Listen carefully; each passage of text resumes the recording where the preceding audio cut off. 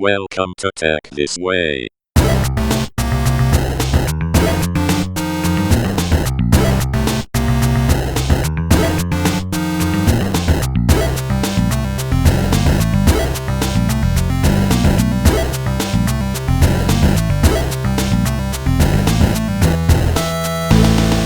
Check. Testing 1, 2, 3. Okay, Checking. terbaik. Check. Testing 1, 2, 3. Fragile. Oh, cool. So anyway, Encik Hasnul Shamsuddin. Yes. It's been a while. Yeah, it's been too long, man. In fact, it's been a while with everybody lah. I know, right? It's been crazy. I think,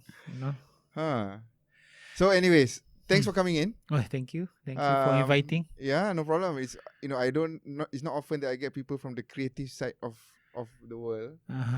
And obviously, Well, just to tell you the truth, I am not creative. I just help creative people, and then I act like I'm creative. So that's creative in itself.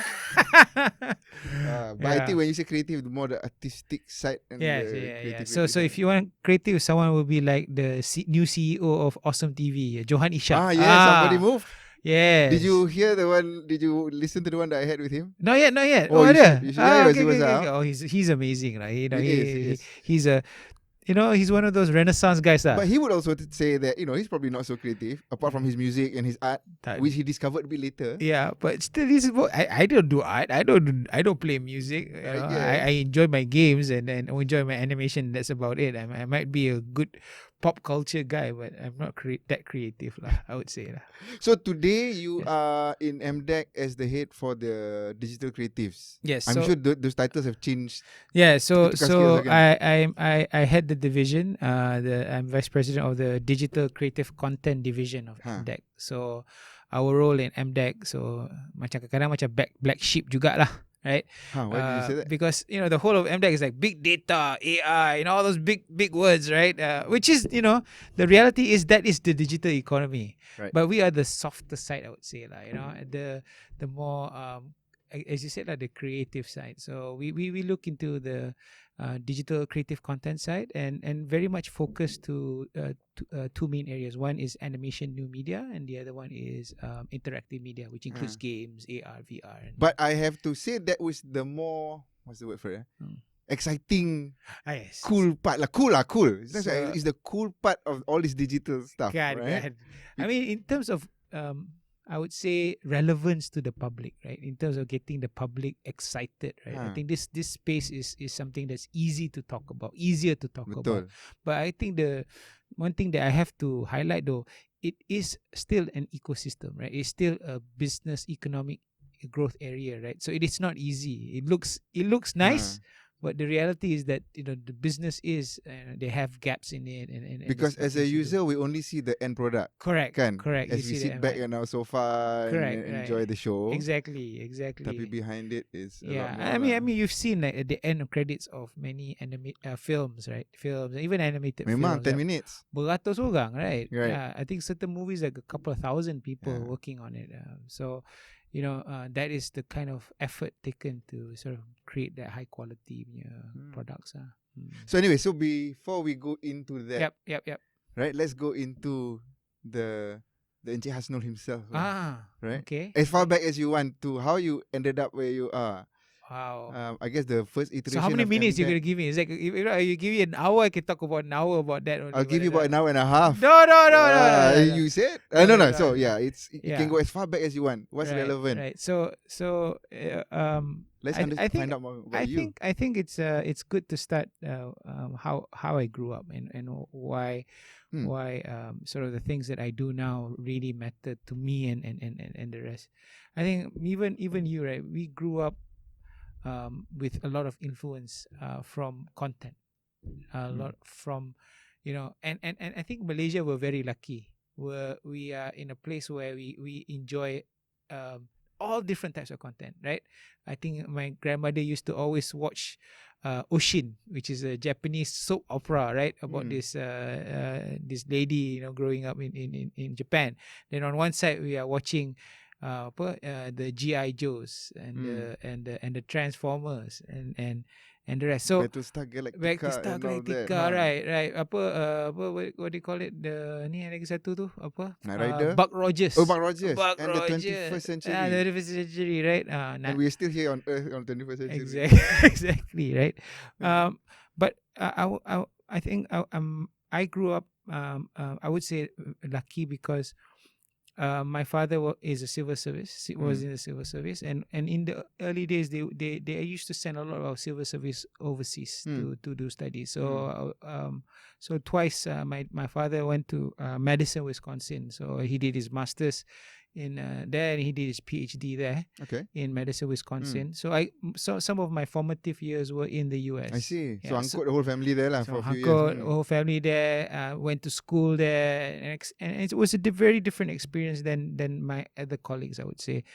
If you want to sort of like find a parallel, kalau you tengok cerita Stranger Things, it's exactly like that. Kind the of suburb, same time, right? The Ghostbusters. So I remember my first birthday present of apa at that time dia orang pakai those discs lah, apa dia panggil, the vinyl discs, right? Okay. So my dad had this big stereo, so somebody gave me a birthday present of a vinyl disc, and that was my first record. Guess what that record was? Ghostbusters with soundtrack. Wow. So sampai today, do you still have it? I don't have it anymore. You would have been a collectible. But till today, I can still remember every lyric or most of the songs in there. But yeah, so that would be how, if you want to look a parallel. Although I didn't have any aliens, but at that time also, I pun fikir pasal aliens and Goonies and also I guess that was a lot of how I was influenced and why I like this space so much, because and you were over there pula tu? Yeah, over there, and then I played arcades all the time. So I was a big. I loved games even when I was a kid. I would like. My mom knows this. I would actually tell lies to my mom. I would say, "Oh, I need to go to some school thing," and then I would be like thrown to the university students hall, right, where the arcades were, and then I'll be playing arcades, right? So yeah, I was a really bad boy at that time. But I guess that's sort of how I've been sort of very passionate about this space, about this area, and when I came back from university, and I'm an engineer by training, so I'm an electrical engineer by training. I think one of the motivations I keep telling people, one of the essay that you had to write to get into the university, right? So I went to Northwestern. So the essay I had to write, I said, tell us about yourself. So I said, the reason why I wanted to go to university, because I want to know how to make a Walkman, the Sony Walkman, right? So one day I would be an engineer working on the next latest Sony Walkman or something like that. So that's something that I really loved at that time, and I managed to get into the university. So did you come back from Wisconsin after that? Or I came back to Wisconsin. I didn't do Darjah 5. I went straight into secondary school. I was in Bukit Bintang Boys Secondary School. KL boy. KL boy. And then PJ, it's PJ, right? PJ. So with the squash Bintang, court. I used to play squash there. Everybody plays squash there, right? And then the Film Negara is also next to it. And then, anyway, sorry. So then I think got into uni. Actually, I did 2 years here in Kuantan. I'm very proud of being part of that in MSM Kuantan. Actually, first time, you are from I would say the regular schools, and then going into the MRSFs, and so culture shock sikit. Culture shock gila, right? Kena bangun subuh, bro. Yeah, exactly. But so managed that, and then did 2 years here in the American associate degree program. 2 years here, then you applied to your university. So I got into Northwestern. So lucky. So I did electrical engineering, but when I came back, I think I was like contemplating what really I wanted to do. So I had applications, and again, my father being in the civil service alerted me to this project. I said, hey, this is really interesting project that you might be interested in. What is it? It's like really multimedia, and what year was this? It was 1996. Oh, okay. 1996, right? So that is when I met with Dato' Muhammad Arif Nun. He was still with Mimos at that time. Right. And he talked to me about this whole idea about the multimedia super corridor. I'm like, whoa. and you know, that's it. That was it. I was totally impressed by the whole idea. I was totally impressed by the vision of the MSc, and then until today, I think it's one of the sort of far-reaching visions that any country would have ever gone onto, right? In terms of a mission, and I joined as staff number 9 of MDC at that time, Multimedia Development Corporation. That time, yeah. Yeah, and you know, that was running MSc, kan? Correct. So the first office was in Bangunan Getah Asli, in town. In town, yeah. That was our first office. Okay. We were on the 12th floor and the 13th floor. You actually get on the 12th floor only by lift, and then the 13th floor is where our CFO is. And that's where we started. So again, at that time, macam startup juga, like, you know, I had to go through resumes of people, like, remember, like, these are, you know, more senior people, and I'm just like this kuchi fat executive looking through fresh people's resume. Yeah, so I was like, wow, ni Cambridge, wow, and you know, and then recommended. But we actually got part of the MSc project was actually a collaboration with McKinsey and Company. I see. So McKinsey was also there. I didn't realize I didn't close the door. Tak tahu.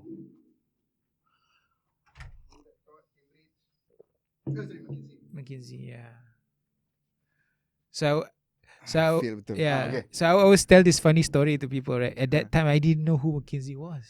Okay. Kelakar. So this is for your podcast only, okay? You haven't been exposed. I haven't been exposed. Corporate world, nothing, right?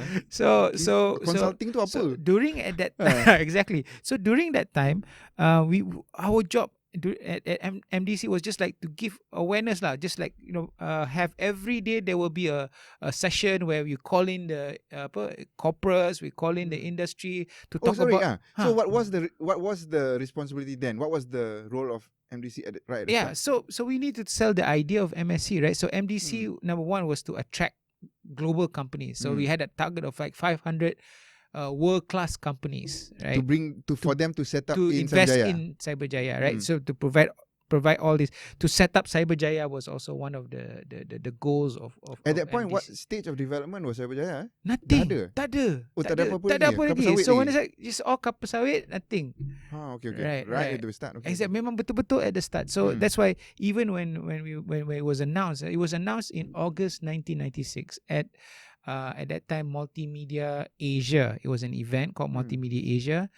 Tun Mahathir actually announced that Malaysia will be going into this a new project called MSc. I can still remember that speech. I think, but I don't know if we have any video. But you know, cari. Yeah, it's about like what he says, like we are going to make a place where we work, play and live. Yes. Yeah, that's what Cyberjaya lah. So that's Cyberjaya. So going back to this, so ramai orang lah. So when we had those briefings, we had to print out stuff for people, right? You know, so and this was first day on the job. Right. So at that time, the chief strategy officer, Dr. Nosai Datul, so Hasnul, can you go up and ask McKinsey to help you photostat this for me? So where? They're in the room on the 12th floor. So naik atas. So I went to this floor. Can I know who McKinsey is? And they're all like, we're all McKinsey. Like, oh, I didn't know it was like a whole group. Right. McKinsey was a guy. Okay. So ala malunya gila, but you know, that was sort of so that's just to show that we ourselves were in a way, not say clamoring, but it was very exciting times, right? We were and it, you know, it was amazing. Like we went to for example, you know, the government really, you know, went out there and promoted. We had the ministers go out. Prime Minister went to Los Angeles. One of the, I think in sometime in January or February of 1997, we went to Los Angeles.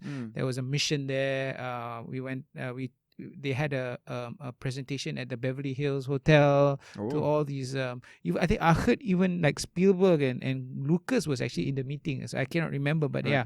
And then we actually had the first international advisory panel, the IAP, MSc IAP, at Stanford.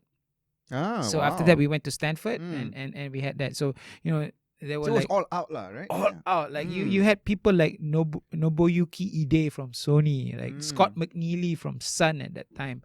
We couldn't get Bill Gates because Bill Gates had other things, but there were like luminaries from the IT and Larry Ellison from Oracle. Yeah. So and this is because like one of the helmers was Kenichi Omei from McKinsey and Company, and he was the guy who wrote the book Borderless Worlds and all. So a very close friend and consultant to the Prime Minister then. So very exciting times, and I've been with MDEC for the longest time.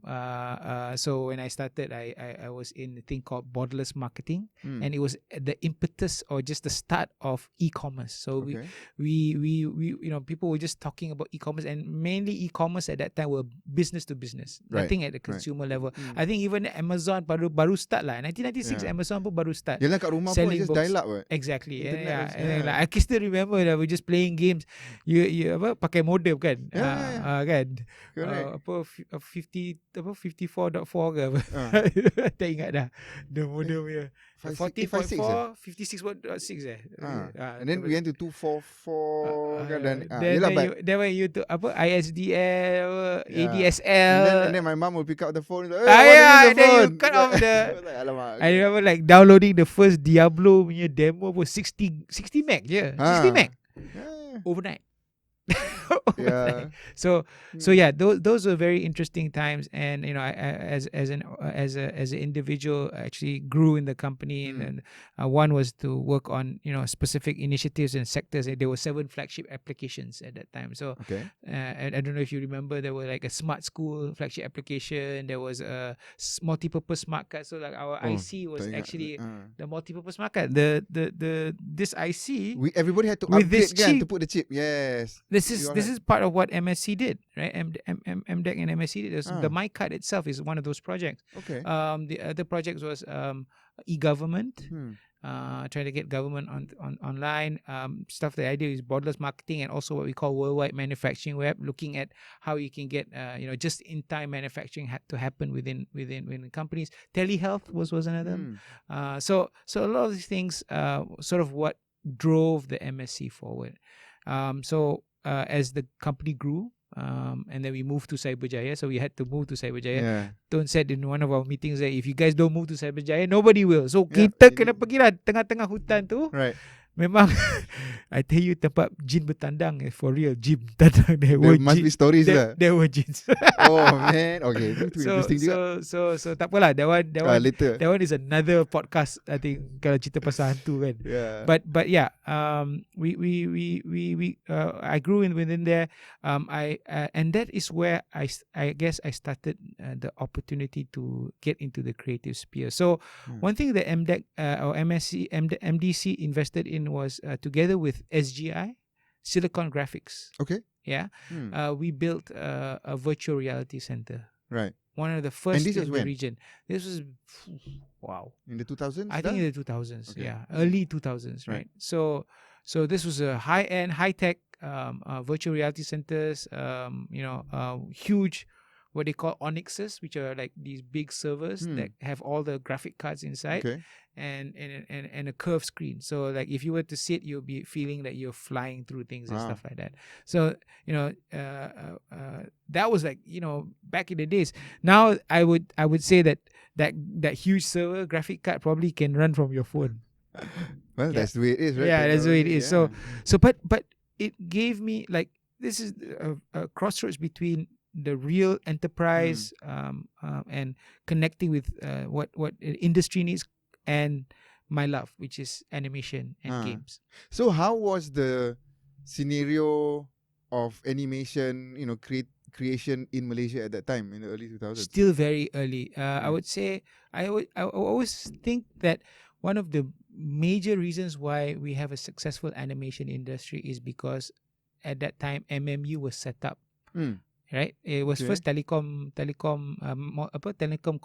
college multimedia in Melaka. So one of the things that in the blueprint of Cyberjaya, you want to make a Silicon Valley, you need a university. Yes. Right, so MMU was that university, right? And one of the and even at that point, we knew that that multimedia content will be very key because you build all the infrastructure and all the highways and there's no content in it, then what's the point, right? Yeah. So there was a faculty of creative multimedia was set up in MMU, and this is where the likes of Nizam Razak, the likes of Usama Zaid, you may not know the names, but Nizam Razak is the CEO of Any Monster, Bobo Boy, right? Usama is the CEO of what do you call it? Digital Wow Animation, Agent Ali, right? And then we have Juhaida Jomin, who worked on Saladin and all, and now she's the CEO and founder of Giggle Garage, and she. So who was the one who was doing the? Who's that singer? You showed me the animation before, quite recently, a few years ago. Glenn, Agent no, Ali. bukan Agent Ali, but I think same producers who did for Gwen Stefani punya. That was that is under Vision Animation. They call it Kuku Harajuku. Kuku Harajuku. And they were also part of. Okay, so one of the things that again very forward thinking was to actually have industry as part of the university. So they actually had an animation company in MMU at that time. Okay. Yeah. Who would take the students in? Take the students in, train them, and then at the same time also utilize the sort of facility and provide that studio atmosphere within the organization. But what MMU did well was to create entrepreneurs. They told them that on the onset you are going to be creators versus just becoming sort of skilled artist talent. Right. But look at, you're creating stories, you're creating characters, and then think about how you're going to create a content from it, and also the eventual licensing and merchandising. I think with the whole ecosystem as a whole. So that's one thing that I always say that MMU is really, really good on. So this is sort of where I would get interns to come into our facility, the virtual reality facility and all, and it will come from MMU. So where were you guys then? Cyberjaya dekat mana? So Cyberjaya, okay, so MDEC is the headquarters now, right? But this facility was in another building, maybe just about 200 meters away. It was called Enterprise One. It's an office building, and inside the office building was this thing called MSc Innovation Center. I see. So why we had an innovation? Something probably like what you have here in ESC lah, is a place where people can see what the innovations are, ours, what innovations the MSc companies are bringing to the so it's not just for the creatives but across across all. So innovations is for across. I mean even for the virtual reality center, it's not meant just for creatives, right? It meant because virtual reality was used for oil and gas to look at data and stuff like that. So you want to crossbreed the correct, ideas, correct. And then things like virtual autopsy we were talking about at one time. And usually the architectural and also like land planning and stuff like that. One of the sort of case studies in there was the flooding of KL, right? Okay. So we took before the tunnel. Before the tunnel. So remember there was one point where the Dataran Merdeka was actually flooded. I do remember. Yeah, and all the cars at the bottom.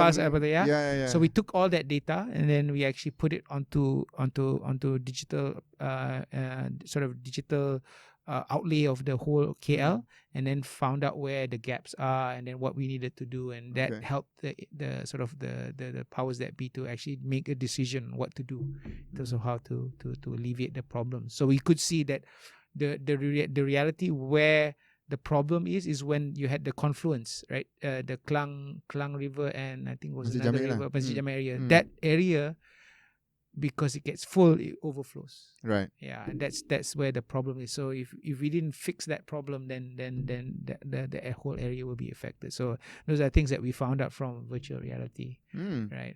And we had like tons of students come in daripada sekolah, tengok virtual Melaka. I mean, come on, man! You talk about Melaka in the 15th century and you just talk about it. But no, somebody actually built a 3D model, and we flew around and went to the I mean, I became almost like a theme park punya driver, right? On one side you're handling industry, but on the other side is when people come, nobody's going to drive it, so we're going to drive it. So I have my team and myself driving it, and we had to tell stories and macam betul-betul macam theme park.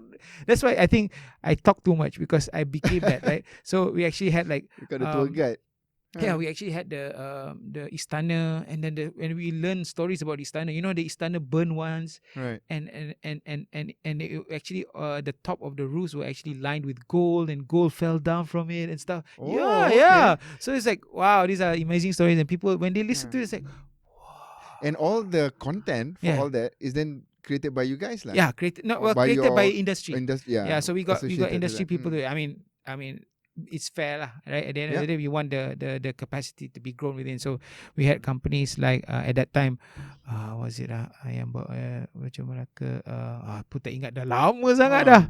If I can remember their names, but some of them are around, some are not around. So yeah, so that's how I actually got into creative, and I will have to also thank that at that time Arwah Tan Sri Osman lah. Arwah Tan Sri Osman was our executive chairman. He said he was the one who called me out of IT because I was doing websites for MDEC. At one point, before that I was doing websites for MDEC. So all the old websites Hasnul buat lah, right? Dengan Flash lah, dengan apa, dengan Dreamweaver. So when you say you what, as in you I and was your code. team, or you the I was one of the guy coder lah. I was doing graphics on Photoshop and stuff like that. So I have another team member and we were doing this. But how old were you then? Oh shit.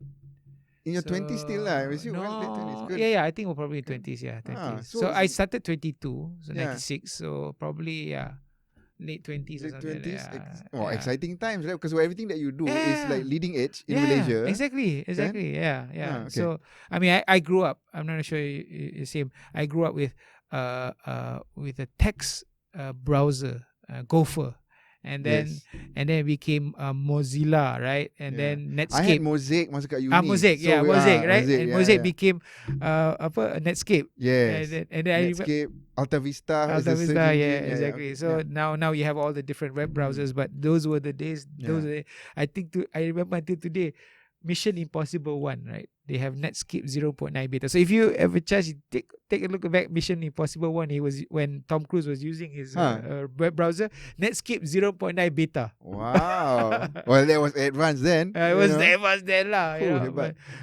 But yeah. So Arwah Tan Sri said, he took me and another colleague of mine, Azmi, and said, he pulled it aside and said, we have this virtual reality center. Would you be really interested to be part of this team?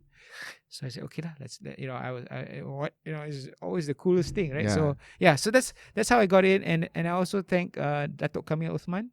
He used to be he was a former FINAS KP. Okay. But he was also the vice president of the creative multimedia cluster in MDEC. So I worked with him, right? So we were the ones putting this together, and that's where I really got So at that point, what was the mission? Mission was really to grow the awareness of our animation capabilities. And you know what we did? We actually started a project called Saladin. I don't know if you remember that project. No. Saladin Animation Project. So we knew there were capabilities in the industry. We wanted to showcase it. So what we did is we went, we got a script writer at that time. That's before I joined the thing, but they got a script writer at that time who wrote a script for Saladin, Salahuddin Al-Ayyubi, animated feature film. I see. Right. So to prove a point, what we did is we took a section of that script, something that can showcase sort of our capabilities and all. And then we actually outsourced this to our companies. Okay. So the company that won the tender was Silver Ant. Right. Silver Ant, even at that time, was quite one of the highest quality animation companies. They were doing stuff for Konami, for Mario, in terms of the animation, the cutscenes, right? So we knew that they had the quality. So when they started to embark on this project, we were very excited that.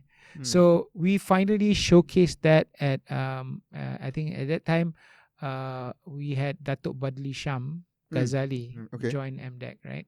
So he became the CEO. And then part of the thing is to unveil the new MDC became MDEC. Malaysia Multimedia Development Corporation. Dulu MDC saja, right, with the E kecil, right? So apart from that, we wanted to highlight the creative industries. So we showcased the Saladin trailer. Right. So you can still see this on on YouTube lah. Okay. And this is like a long time ago, right? 2000 early 2000s. It blew everybody's mind away, right? Like like it blew. Like even myself when I watched it, macam Naik bulu bulu remang, remang. right? It's like And this is local, right? yeah, it's all local, right? Yeah.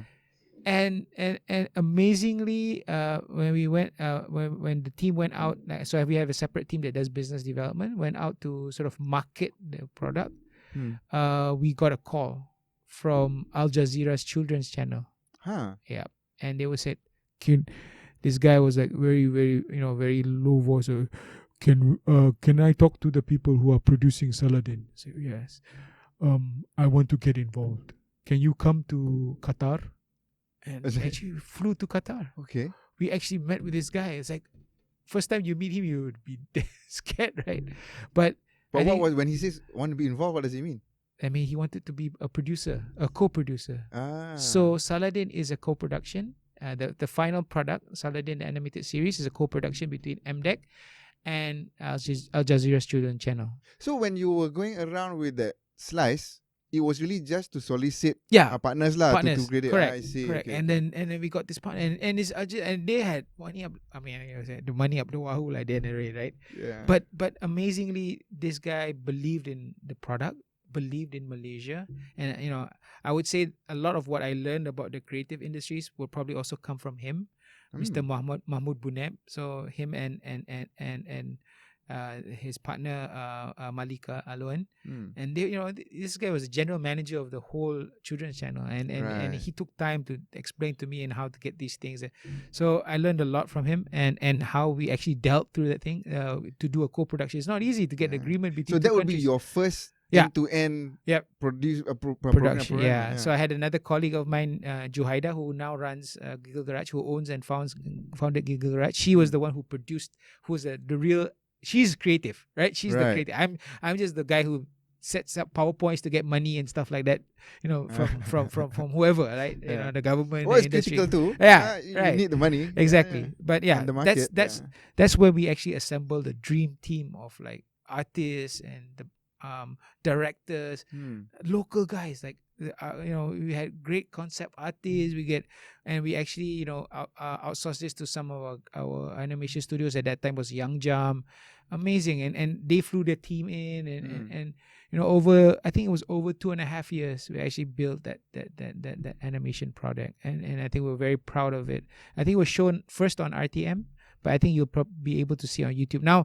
I heard is everywhere. I think it's also on Amazon recently. That the Amazon punya Prime punya I think is going to be there soon also. So that is, so when people say like if MDEC, like sometimes people don't understand that. People will say agencies do not know industry, do not understand industry because they never were part of industry, right? But here, we were like, you were building it. We were building it, and we were part of that because we did all the, we went through the process of negotiation, agreements, fighting for rights, copyrights and stuff like that. So our team actually learned from that and also actually benefit, so that we can benefit others within the industry who might not know, who might not have the reach and ability to do so. So I would say that the team that I have within the division, and banyaknya are still like long time serving guys who are still stuck because they believe in the mission. There are so much experience and wealth in there that is really good for the industry to tap on, right? So yeah, that was the Saladin story, and now you see what the industry is. So we have Upin and Ipin. I remember when I first went to the Upin and Ipin office in Shah Alam, small office. I ingat dekat shop lot kat bawah tu tempat boleh makan nasi biryani, if I'm not mistaken. So that's Tuan Haji bawa I makan nasi biryani. So that was one of the co-founders. Nizam was part of it. Usama, the guys who they were all in one team.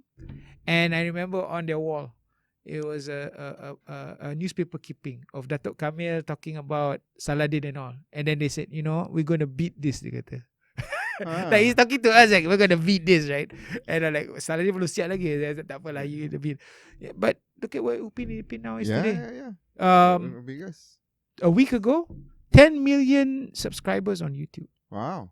10 million subscribers. I wonder if Indonesia is still the biggest market. Yeah, it is. It is still, It is. Yeah, I think one of the things that pushed it was that it's shown on MNC TV, which is one of the big TV channels in Indonesia. Okay. And most recently during Raya, there was a short clip that they actually put out on YouTube, and one of the characters they were talking about sugar di bawah kaki ibu, tapak kaki ibu, right? But Upin Ipin are orphans. Okay. So one of the characters actually said, "Alah, you tak ada ibu, tak boleh lah masuk sugar." Something like that, you know. And it became a big ruckus on Twitter, like with the Indonesians and also debate, and he made an apology video after that. Oh wow!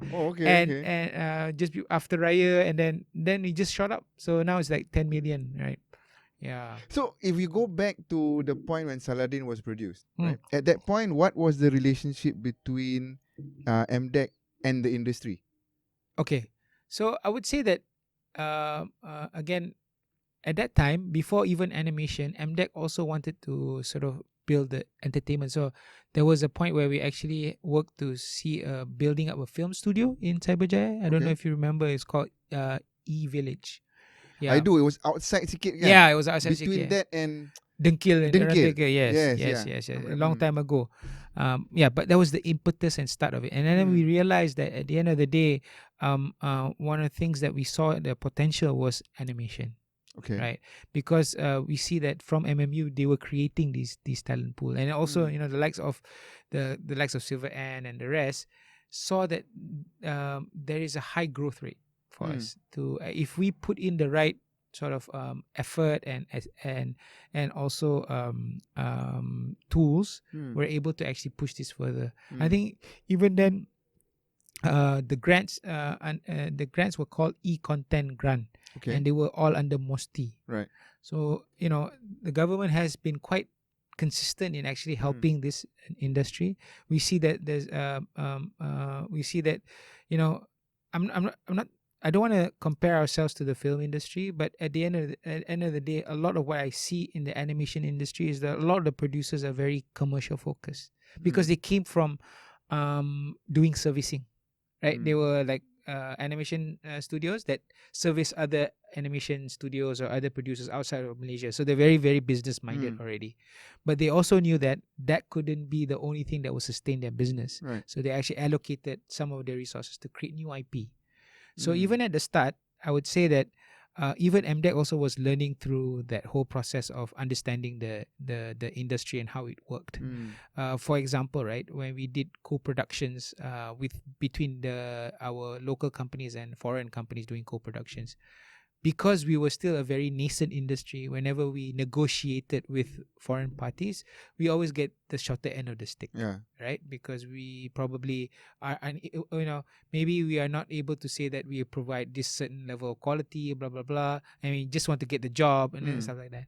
But I think things have changed tremendously now. Our companies are now in a better position.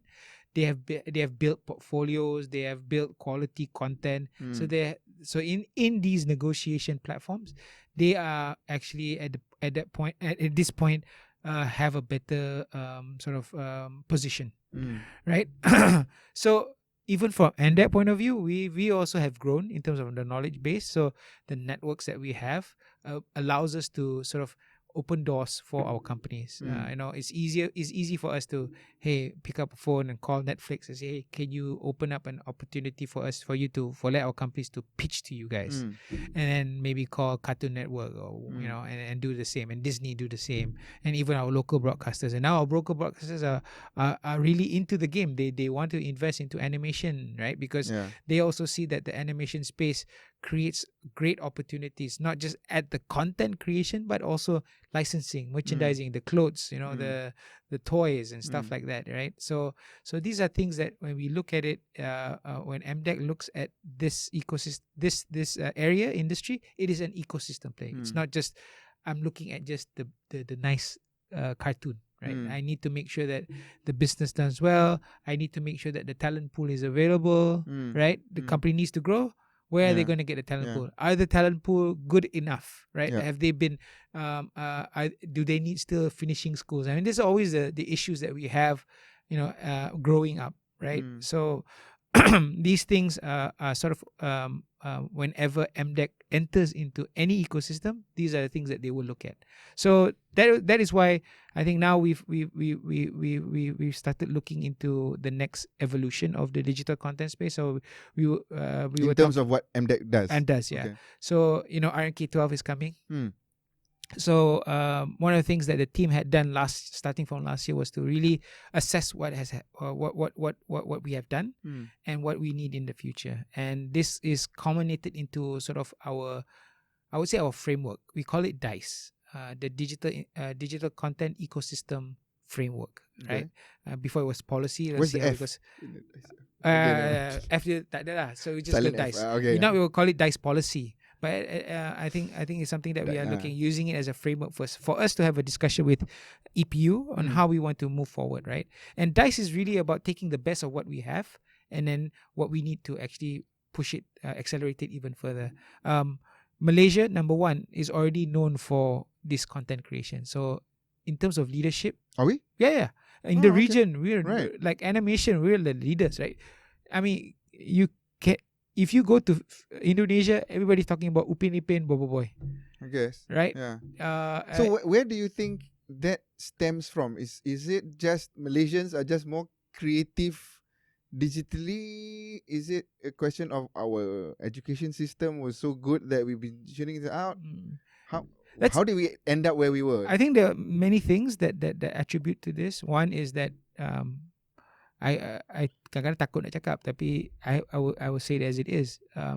In the early days, the piracy, the ability for us to gain content and watch any content that we want. So that gives us exposed to so many things, right? Yeah. So the exposure is very key. Number one. Number two, I would say that inherently Malaysians are very creative people because we're so diverse. We're not monoculture, right? Yes. We have multiple cultures. Diverse cultures, gaining from everyone. I mean, kita gaduh-gaduh pun gaduh because we have the diversity of the culture, but also within that diversity, you can pick things that may be relevant for any person or any ethnic group for that matter, right? So if I've been so close to for example, a Chinese friend, I understand Chinese New Year.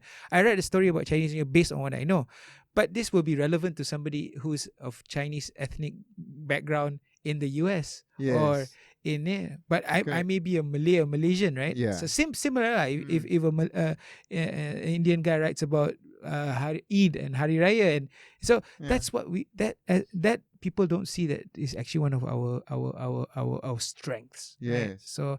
So that is another one. The third one, I think, really is like government support, right? So I've been with MDEC since 1996. I've been passionate about this space. In fact, that's your one and only job, lah. Apart from all your side hustles. Right? Wow. Yeah. That is 24 years. Yeah, almost 24 years. So I did segue. Like I left in 2014. I joined a company called Rhythm and Hues. Okay. That's another story altogether. Okay, we'll get into that. But Rhythm and Hues is Rhythm and Hues was for me to be part of real production, like really understand production and at the Hollywood level and that but then I rejoined back MDEC in 2014. Okay. I left in 2010 and I came back in 2014. So there was a hiatus, which is probably beneficial to MDEC for correct you to have been out there, right? Exactly. Right. Beneficial for me and MDEC and then to be to also create new networks and all. But But anyway, so back to the point where you know. So very supportive government support. I mean, if you go to any other parts of the region, they will be very envious of what MDEC is doing within this space. In the game space, animation space, they're like, Hasnul, can you come talk to our government? Tell them what needs to be done. I can tell them what needs to be done, but if they don't have the passion to do it, then at many times I do engage with the different government officials from Thailand, Philippines, Indonesia for that matter, just to give them ideas of how they want to move forward. They're very jealous of what we do in MDEC and the team, and I would say attribute this only to myself. I have a team that is so passionate also, and my role now, like in my head, is like if I need to make sure that my team will function without me. Yeah. Right. That is like my high end The goal. goal, right? Because when that happens, then I know that I've achieved my lifetime goal, right? Yeah, And yeah. I think I'm very close to that already Mm. because they can do things on their own already. So, I have people who are very good at doing marketing and have the network. I have very good people who know how to nurture new companies and startups, look at funding, so funding content creation, also at the point of creating policy and strategies. The whole team is there. It's like my team is like a mini MDEC on its own, but just for the creative industry. Yeah. So I would say that the exposure, the diversity of cultures, and the strong government support.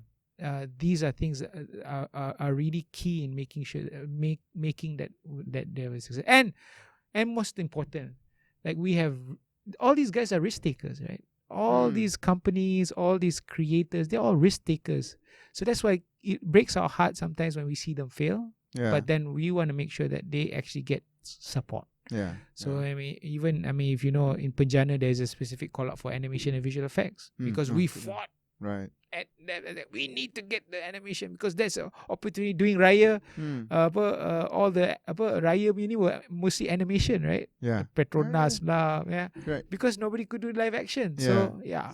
So animation came became into opportunity. Opportunity. So and we still think that this will be an opportunity in the future. And I guess one of the biggest impetus for this is where a lot, and I always keep telling this to everyone, is where a lot of the youth, the young people, they love animation, they love games, they want to be part of it. Yeah. Right. Yeah. I'm sure your kids are the same, right? They play. I don't know if you can play. They do, but not as much as. I'm glad not as much. Yeah. But there are people like my kids who kids game a lot, and then the parents will come.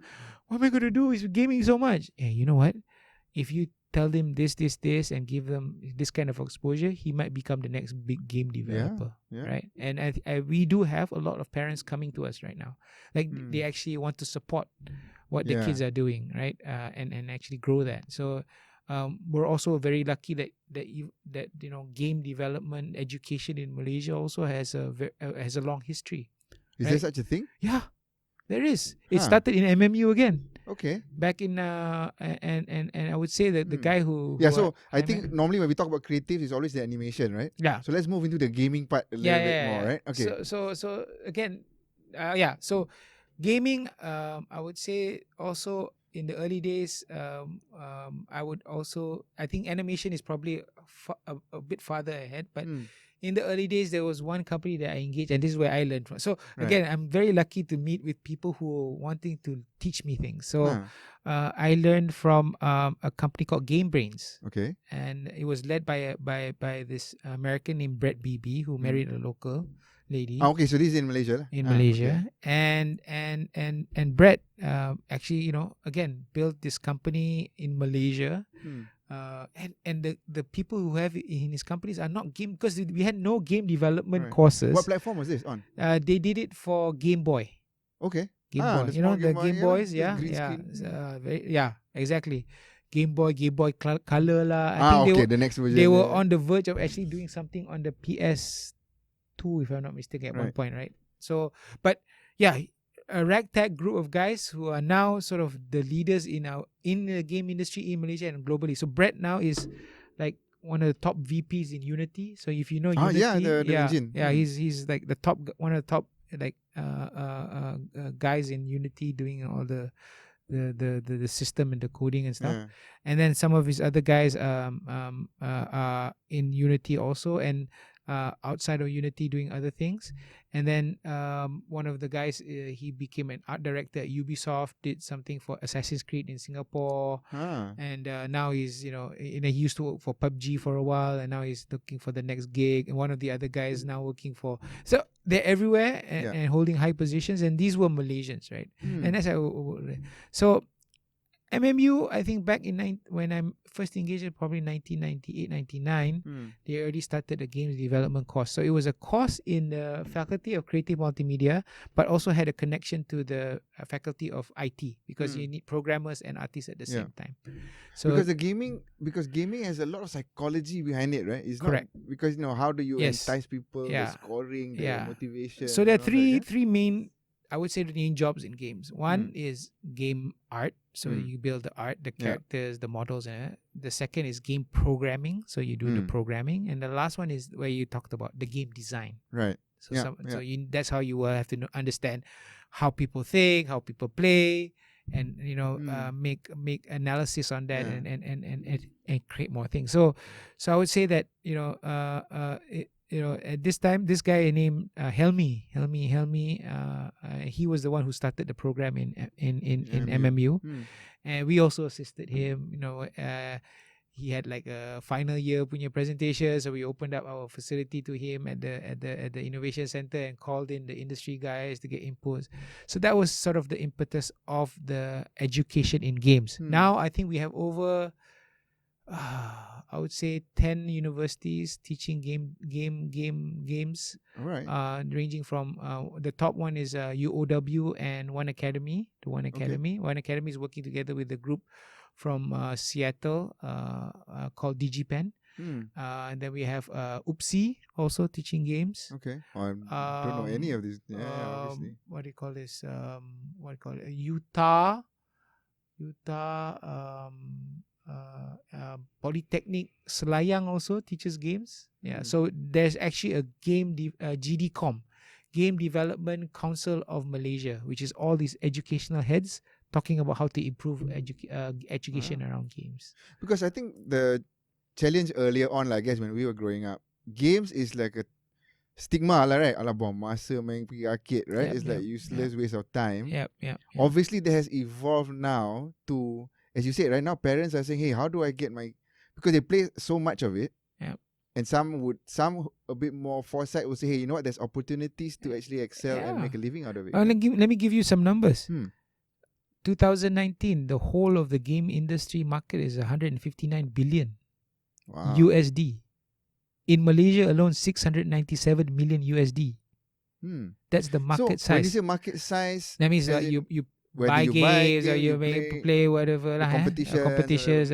But competitions is less. I mean, the actual people paying for games are either they pay the license pay to play, or they buy a console. I wonder if like the animation, right? You were saying how we had access to a lot of the VCDs. Games too, right? I used to go to Imbi Plaza and Pineapple and copy, and Dulu I used to, we used to copy cassettes. Right, for the games. Then you copy the CDs. And I'm sure that had a huge, of course. And again, this is what I tell the investors. I tell them the truth, lah. I say, hey, you know what? Our guys are exposed. They've been playing PlayStation when PlayStation wasn't even officially here, and and pirated lah. But now no lah. Everybody is playing. Because I remember, original. And even in Malaysia, if you wanted to buy an original, it would have been like 150 ringgit. Right? Something stupid like that, right? Or 10 ringgit CD. If it was at 150 ringgit, there would be no gamers in Malaysia. No gamers, exactly. And that's probably the problem with maybe in the Europe and US, right? That the kids only come from a certain level of family background that can afford your $20 games. Right? As opposed to here, ceruk-ceruk mana, so you can have a... And that's why also a lot of gaming happens within this region is around mobile. Mobile is easy to access. Most of the games are free to play. So we see that happening, especially within this region. The growth rate in this region is about 23%. Year-on-year? CAGR, Wow. The market. In Southeast Asia. It's crazy, Right? And another nice number to hear is Epic Games, which made Fortnite. Big game, right? I think they're recently raising up to 750 million USD. Okay. For a valuation of 17B. Wow. Right? So, it's no longer like kids playing games. This is the Facebook valuation levels, So because at the end of the day, I think what people don't realize, games are an interface to the virtual world. There will be a time when your experience will be like Ready Player One. Like if you watch that movie, it will be that. And who's a building? Bit scary, but still, but who's building concept, it? And that's why companies like Facebook invested into companies like Oculus. Right? Because they knew that they needed an interface. There will be a time when text will no longer be there. Your experience will totally be virtual. So, in fact, I find it's funny how there was a bit of a transition between the games to animation to Yeah. films and all that, right? Yeah. Because there's a lot of the releases now. The opening scene for the latest, I think, was it Unity that came out with the new engine, right? Then they were showing these 4K games. Unreal. Unreal, right? On the PS5. Yes. Crazy. What?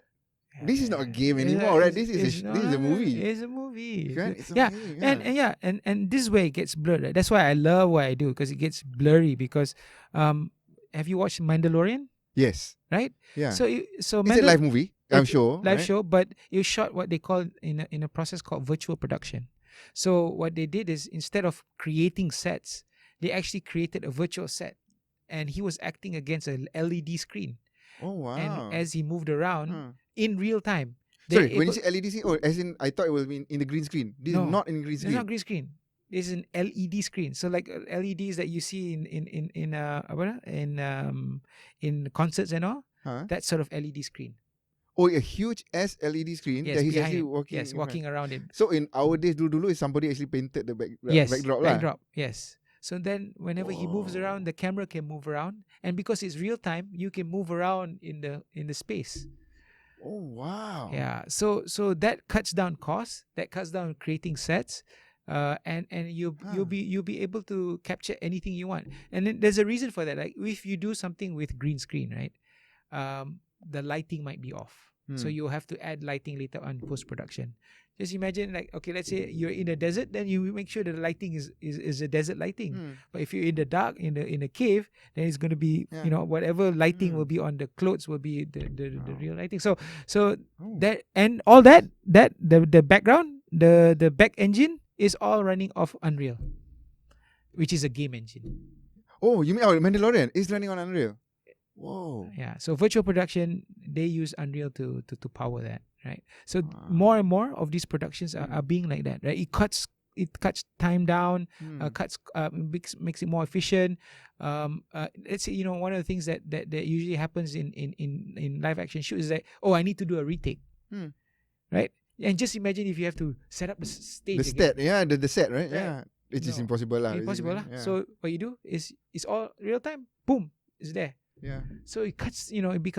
Production becomes more efficient, more. I would say people can move and be more agile in what they want to do, right? So I guess this is the thing, and now we're already encouraging our animation companies, rather than using rendered, like they before it was they doing it on Maya or Blender, and then they use CPUs to render the scenes, so they will render frame by frame. Now we said, why don't you transfer that to a real-time engine, and then you can animate on the real-time engine, and you can change it anytime you want, because when you render, it will take time. Then only when you look at it, maybe I have to change something. But on real time, then you don't. It's because all real time. It's on the fly, yeah. So these are things that we are doing right now to help our companies to sort of think about the future, right? And they are actually adapting. Very key, because just imagine if a government agency doesn't know all these disruptive things that are happening around you, then they, but then there is no value for you. Exactly. So my team actually knows this, so they're able to say, okay, these are things that we need to get ready for. We're talking about things like providing some for the MCO tech incentive for our companies to actually sort of get some sort of assistance for them to access tech, especially for the MCO, like in terms of project management, in terms of remote desktops and stuff like that, because we know that this is going to be the new norm. The new norm will be that people will be working from home, and these things, right? You're working virtually to create something virtual. Yeah. I mean, even like we have an incubator for games in Bangsa South called Double Up Inc. None of the companies have come back. Yeah, because they find out but they can run virtually. The tools are there. Yeah. The only thing is they hopefully have good bandwidth, right? Yeah. So I think that is already things that we see because of the infrastructure that we invested back in the days of the MSC. If we didn't push that vision, I don't think we will be where we are right now. Yeah. We'll be behind the curve to catch up. Actually, I wanted to talk about, to go back a little bit from investment standpoint. So initially you were saying that the money was flowing out through Mosti. Yes. Right, to these companies I'm two questions on that. One is from a CapEx standpoint, right? For companies who want to who was then running animation studios and things like that. Yeah.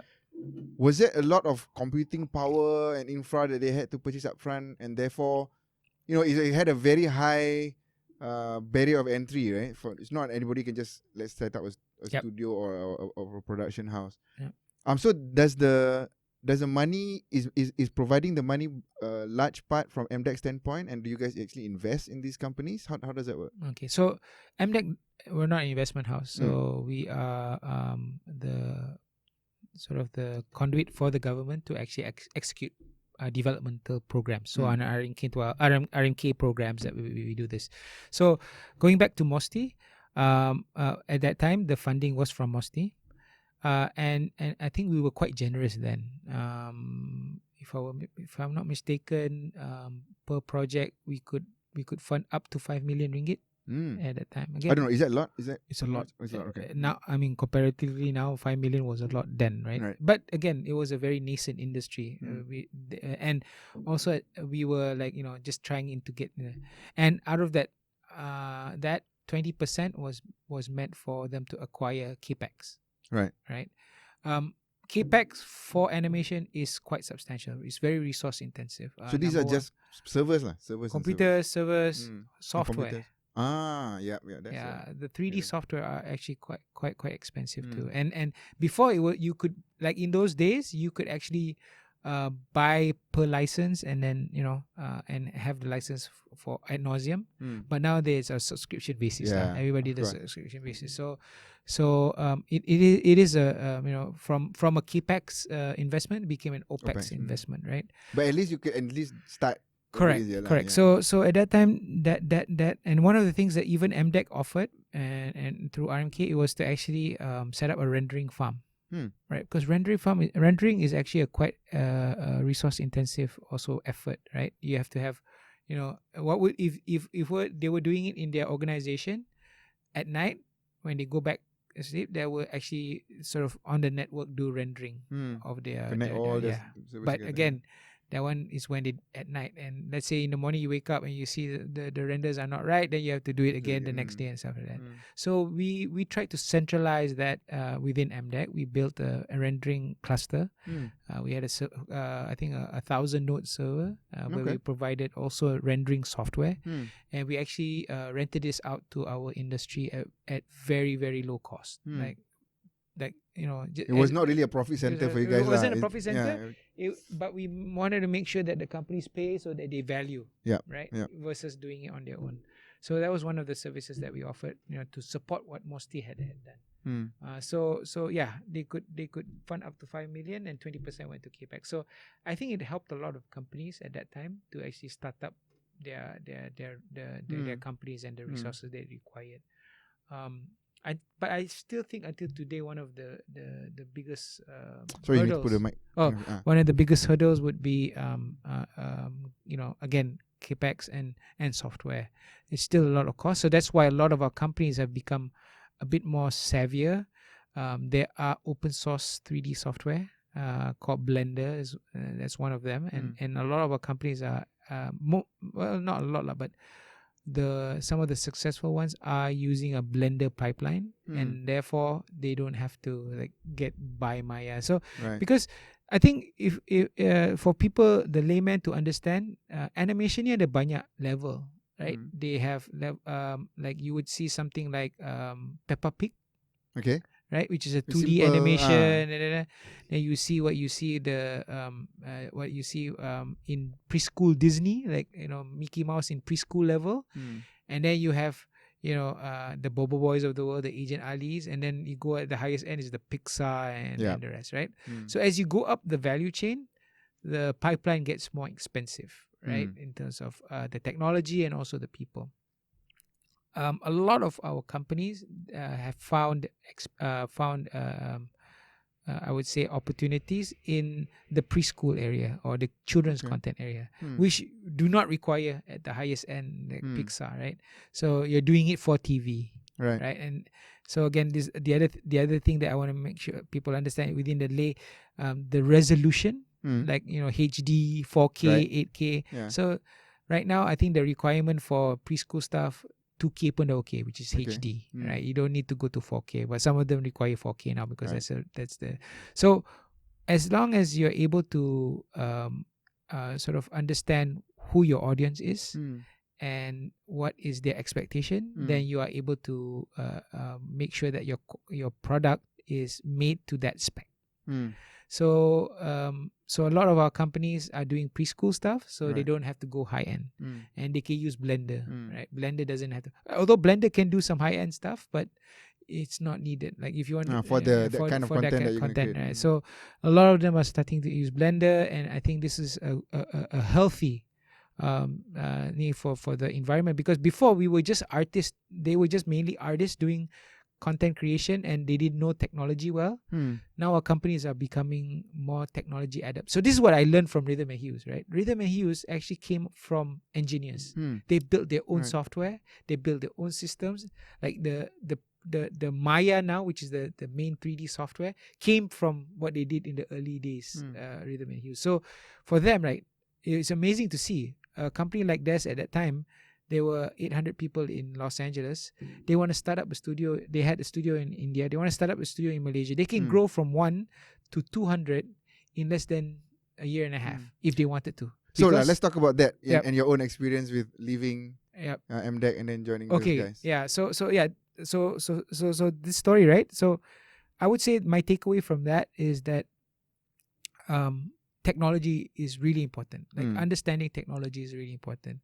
Artists will be artists, but you need to support the artists with the best tools. Yeah. So one of the things that sort of helped a lot within Rhythm and Hues is that, number one, when they started going global, they had limitations in terms of the bandwidth infrastructure. So the first offices they opened outside of Los Angeles was in India. Sorry, so what was your core business? So let me explain what Rhythm and Hues. So Rhythm and Hues is a visual effects company. Okay. A Hollywood-based visual effects company. And it was I think it was opened back probably in the early 1990s. Okay. Right. And I think one of the first projects they did was like what was this? It was a Disney show. The Black Hole was one of their first few projects that they did with CG, right? But stuff that Rhythm and Hues have done. So they were in competition with people like ILM. ILM, yes, exactly. Okay. So we were the main house for Life of Pi. So the Oscar, okay. So that won the Oscar. And our team in Malaysia was also involved in that. But we did 22 films in Malaysia, ranging from most of the Chipmunk films were done by Rhythm and Hues. X-Men First Class, right? Yeah, some of the visual effects from there. What else? I think we did some of the museum movies. Also were done in Rhythm and Hues. A lot of there was. So obviously Golden this Compass. Is tier 1. Yeah, this is tier 1. Yeah. So this company, I think at that time when I was there, they were. So what happened? So what was your own journey in that? So you and them, then what happened? How did you? So I thought it'd be great for me to experience being part of a global production house. And that's where I was, given the opportunity to sort of become the senior manager there, sort of like the studio manager there. And that is where they brought me into like managing a team of artists and managing communications between our studios between India and Los Angeles, sort of the day-to-day running operations of the so HR. They were quite established already. They were established already. The company's been 26 at that time, 26 years old already, right? But in Malaysia, I mean. In Malaysia, no. I think we were about 6 months into. Okay. So I think they probably brought me in also to sort of give that local flavor to talk to the local institutions and all that. So that is where we actually started working with universities and colleges to actually train the people, and then we trained in house, and then also some of the talent pool also will go out of the industry. But the goal was to create a visual effects studio in Malaysia doing high end work. And that was that. So again, as I said, we did Life of Pi from Malaysia. So there were 2 films that were nominated for the Oscar visual effects Oscar in that year. That was actually done in Malaysia. One was Snow White and the Huntsman.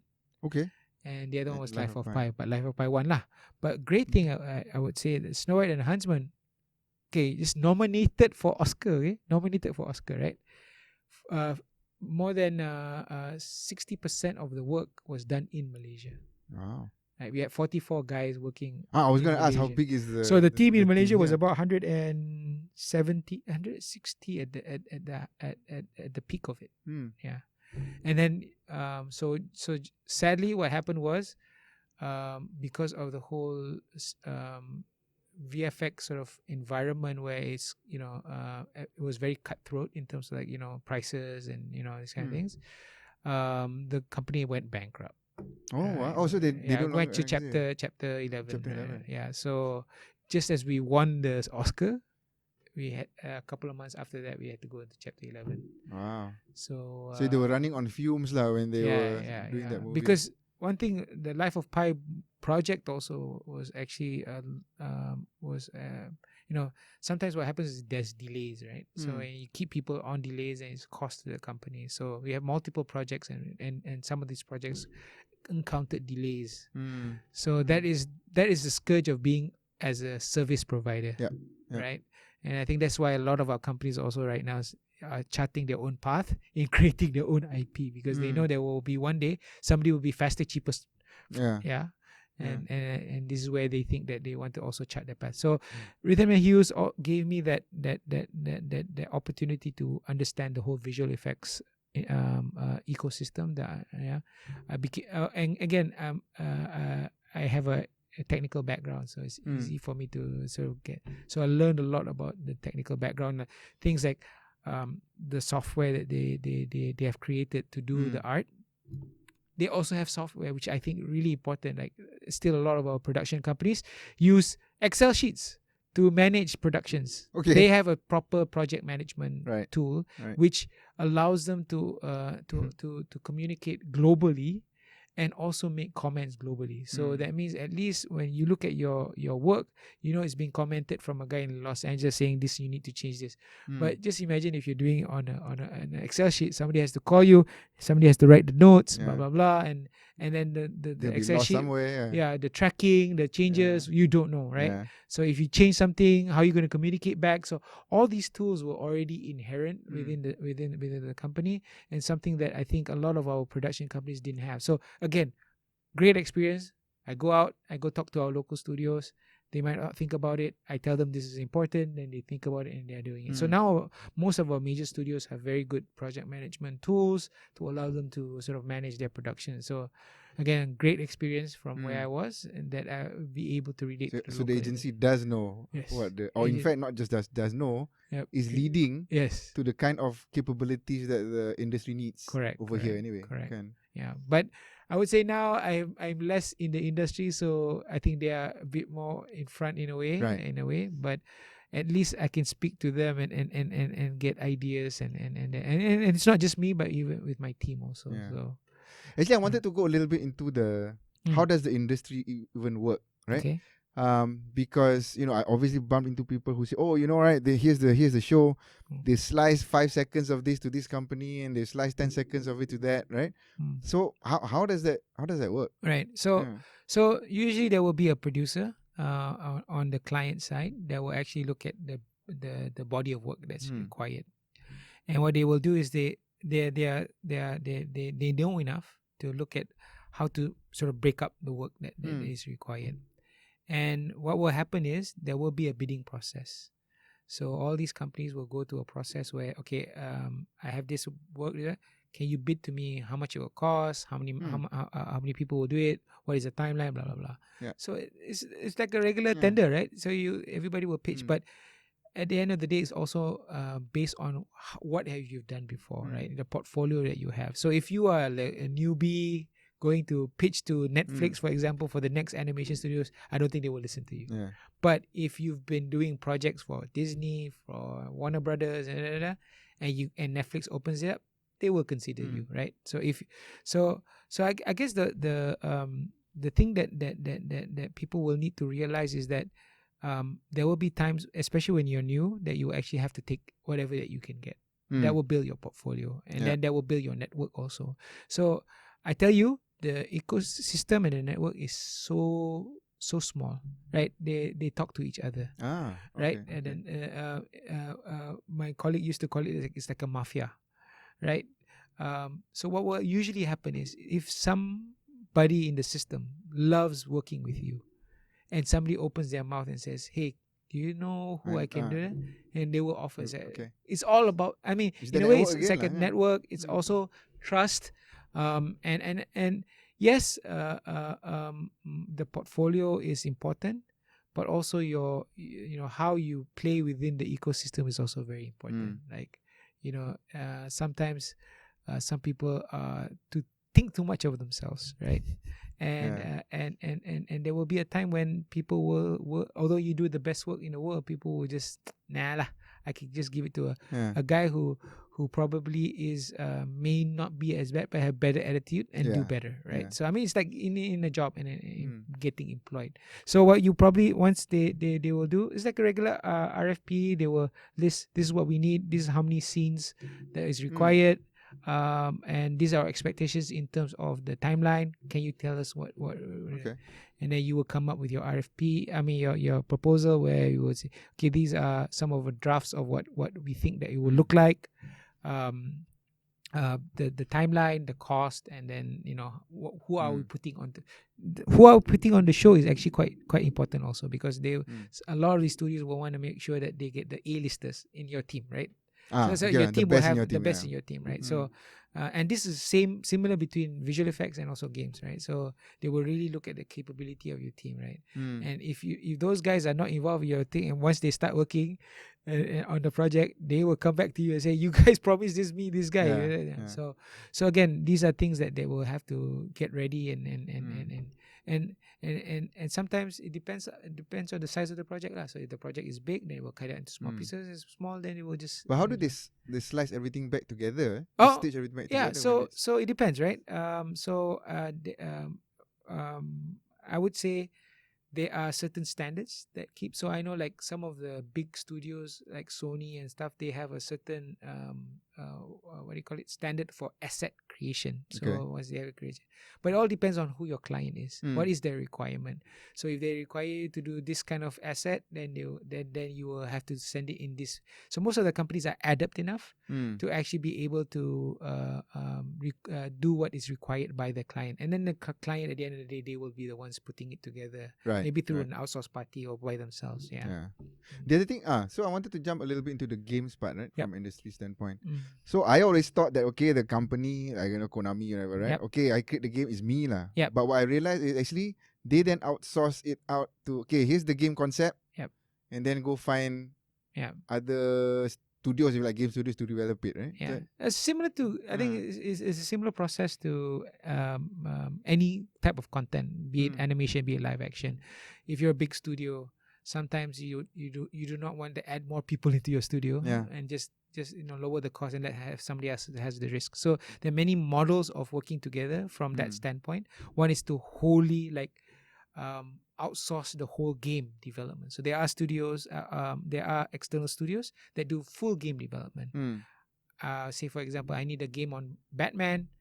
You pitch to me how you're going to do it, you finish it, what the ideas, but I will be the one looking at it. And Marvel does this a lot. Marvel, their games production studio, they don't have a production capability. Right.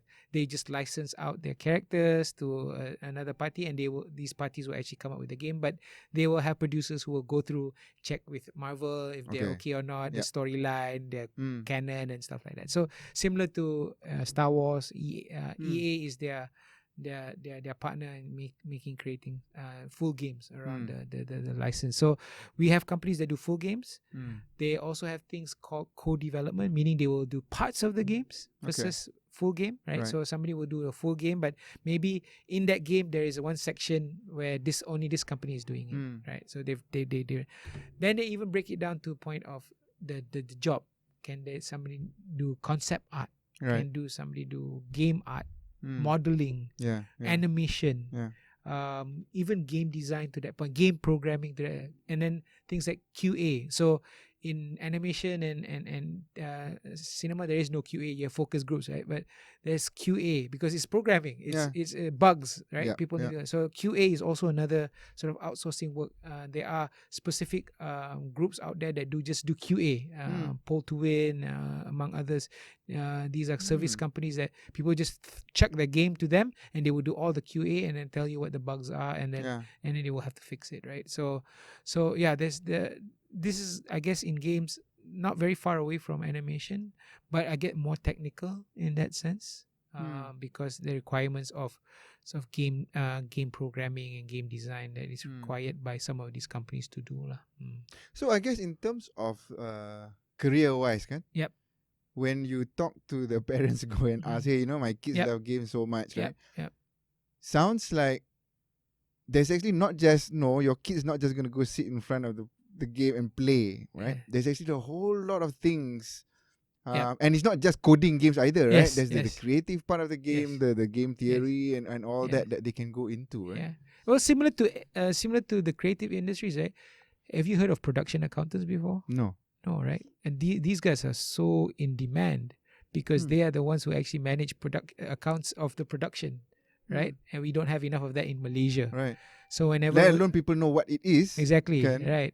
And then legal in in production, the game, correct. and in games and production, right? Mm. So it's an ecosystem, right? Yeah. It is a business. It's an industry. It is an industry. Yeah. So you will have, it's just that you are specific to that. So specific to oil and gas. You have specific, lawyers for oil and gas. You have specific lawyers for other things, right? Yeah. Financing also is different, but it is an ecosystem and an industry. So therefore, yes, there are many opportunities. The guy who plays the game, like I always get question, my kids playing esports. Ada ke future for esports? Well, you know what? There is sometimes not a future because maybe they main games saja. But what happens, like, if in football, right? You have players, right? So only some of them can become a Mo Salah or That's right. The actual players, yeah. The one in Liverpool or in Serie A and stuff, Serie A and stuff. What happens to the guys who get left behind? Either they become coaches, or they become sports commentators, or they become the sports managers and stuff like that, right? Similar to esports, those who don't become the best esports guys can become QA. Yeah. So because they love games so much, I can play a game and give you what the issues are within the game. And you know what? Some of the top people in the game industry right now came from QA. They work themselves up. They have played a game. They became game designers, and then they became leaders in their organization. So again, it is hard work. It's not something that orang ingat main game ni senang. But the reality, if you really want to be in the industry, you will have to put in the effort and actually be able to look at the opportunities. Now, my job, MDEC's job, is to ensure that these opportunities are available. Right. So right now, people know about it. People know about it. Yeah. So now people know that there's an opportunity if you become a game artist. There are companies that do game art. There are opportunities for you to do to become a game company. So we provide grants for you to set up your own company and build your own game. There are opportunities for you to do co-development in some of the companies. So you need programmers. Yeah. So now some of the companies, investors, and some of the local companies are asking us right now, is there any opportunity in QA? Because QA, although I would say it is an easier way to get into the game industry, but it's not there in Malaysia. So a lot of the universities guys that may want to be part of the game industry but not have the high-end skills can always be part of the QA to grow into the game industry. So that's why we're talking to a lot of investors looking at QA also as another opportunity. I'm just trying to imagine the course in a university for QA, if there was one, it'll be just, okay lah, you got to play all these different genres, right? Mind games. Because you really need to, right? You play and you know how to do reports. Correct. Reports, documents, right? You need to report this. Sounds This like is a dream job. Yeah. No, not really. Actually, once you play too many games, I don't think you'll probably get bored. Always the case, right? With everything. Like I tell myself, right? I love the game industry, but I don't want to be part of it because then I might lose all the good stuff, the right? joy the and joy the fun of playing it. game. Yeah. Right? Same thing when I was in Rhythm and Hues. It was like Now I know how they make visual effects. It's like, okay. Now every time I watch a movie, if the visual effects sucks, I know. I can say, you see it differently already. Different lens, they didn't do a good job here. This is really bad. They cut the cost here. They cut the cost. Yeah, I can do that now. Yeah. There's a word for this when we learn when because I sat down with what they call compositors. So compositors so the team that I led in Rhythm and Hue were called compositors. Compositors are the guys who take all the assets that everybody has done. So the modelers has done, the we call BG prep, the one that preps all the backgrounds and everything has done, and put them together to see what you finally see on screen. Okay. So they composite, right? They composite. So compositors are the guys with the sharpest eyes because they need to make sure that it looks well, right? When you mix it. Yeah. So when you mix it well, right? So that it looks good, right? So we prided ourselves to call ourselves pixel effers. Okay. So we can see each pixel. Something wrong. Oh man. So semua mata glasses tu tebal-tebal lah these guys. Yeah. So yeah, I mean now that's the thing lah. So again, that's kind of screwed up your enjoyment of movies now. You will be looking at it from a different So when you look at Mandalorian, for example, No, but when I watch Mandalorian, I think for a TV show, it's a really amazing job, right? It's really nak keluar second season coming up. I think it's fall. If I'm not mistaken, fall. Couple more months. Yeah. So for games, I think there's a lot of. I remember last time when we started the games industry. Looking at the games industry in MDEC, about maybe 10, 15 years ago. Like that company, Game Brains was one of them.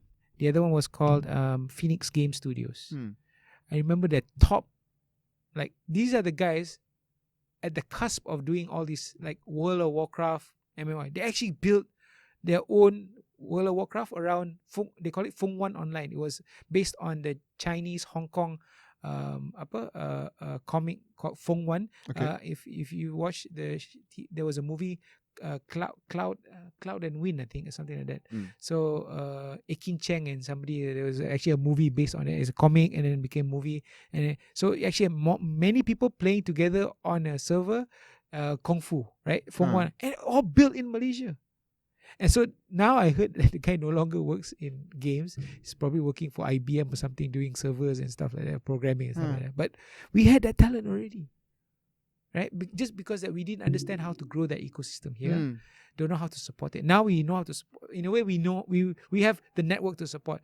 My team, I have like Mohan. He's the head of Interactive. He used to be a game publisher. Okay. So I have like real industry guys now inside who know what to do. Right. So it gives better opportunities for the companies. Yeah. Hey, okay lah. It's almost an hour and a half. Yeah. I'll give you a couple of minutes. I wanted to ask is now looking forward a bit. Okay. For yourself. Right. So where do you go from here? It's a good question. I think with a lot of changes with the the environment. I think I mentioned about DICE, the framework. I really think that it is the future, and we've been pitching this to EPU in terms of what we needed to do. And we realize also when we've been doing this, a lot of the efforts that we do are in very much Klang Valley based. So my team and I think that it's now time for us to go out. Nationwide, yeah. So we're looking at also creating sort of clusters in several parts of the region to actually grow with the states. We realized this because when we did programs like Level Up at schools, where we teach kids at schools, secondary school students, how to create games. Some of the best games come from places like Miri, Kelantan, versus the one in KL. So I'm like, hey, there are talents there.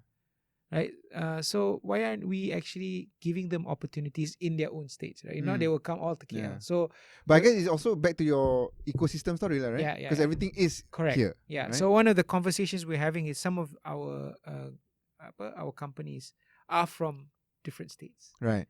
They also want to give back to the states. Yeah. Can they work together with us at their states to build an opportunity in these states? So build a studio there, provide work, provide opportunities. And that gives them access to talent, lowers their costs, Yeah. and also gives them more capacity when they want to go pitch or create new projects. So I think these are things that we were really thinking about in the future, but really how to get the whole Malaysia to be part of this whole Sabah Sarawak, amazing creators there, like so much stories there, like so to me my future is like one day I hope that I can become like a producer. Like I sit down, like I choose you to make story. I choose you to make story. I choose you to make story. I mean that is like my Nila, like Your dream. my dream. Like, my dream is like I will be the one like looking for the best creators in the world, and then like if I can find money for them, like just incentivize them to create the content, and hopefully if they make money, some of that goes to me lah. That's why Be the Spielberg of be like a Disney lah, in a way, something like that, right? Huh? I'm not Spielberg is a director. He creates stuff. But he producer too, okay? Yeah, in a I way. guess so. Yeah. But okay lah, but yeah. more the Yeah. behind the scenes. Yeah, behind the scene. Right. Yeah. So I that's what I want to be looking Cool, at one day.